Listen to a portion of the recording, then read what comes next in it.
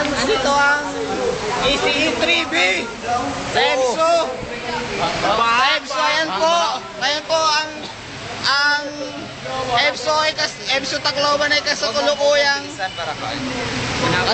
binabaha. Yung tubig, maliig na. Pagbaliktad. Ayan na. Stranded ang mga estudyante ngayon po dito sa EBSO Tacloban. Hindi kami makalis. Stranded. Hindi kami makalis. Mga salubi, nagkalat na yung mga salubi. Sumablay yun nun, sumablay. Ayun, meron pong na-stranded doon. Ayun. Sablay. Ayun. Itong malit na taong to. Yan, malit na yan. Stranded po siya.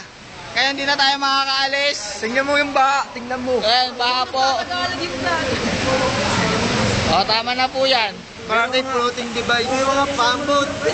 Ay, mga rescue team, tricycle. At pa rin, tuman.